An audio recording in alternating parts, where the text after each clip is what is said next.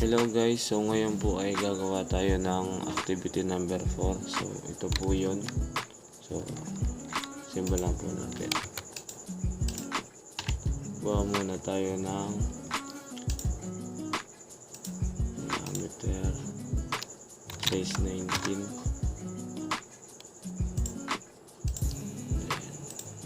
diameter 16, then radius 2.5, then radius ito po ay 4.5, then gawa tayo ng line, guideline, then diameter po dito, ito po ay size nito ay 2,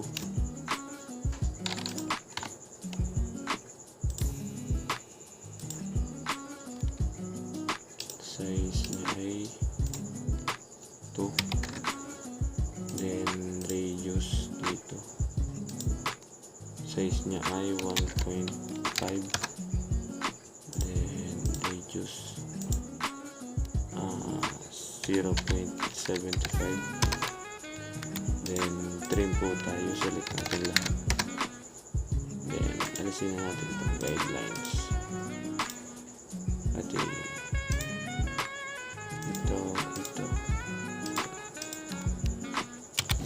then line connector,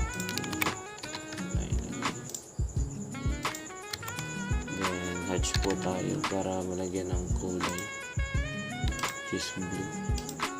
Ito po hatch, ito po ay black, then click po natin to, then array, polar, ay dapat sabay po yung kulay, ando,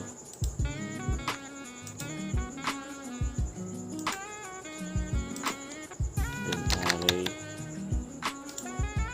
polar, then palit po tayo sa 12. Yan. Ganun po rin dito,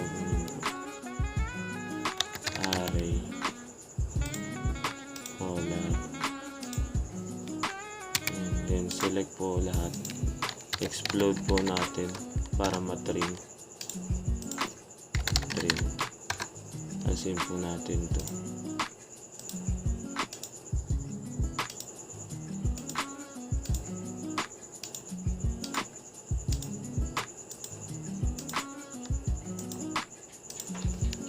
then last, bago makalimutan, yung line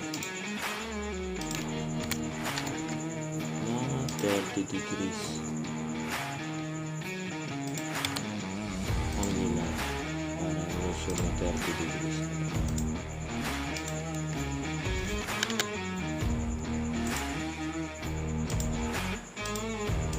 So yun lamang po.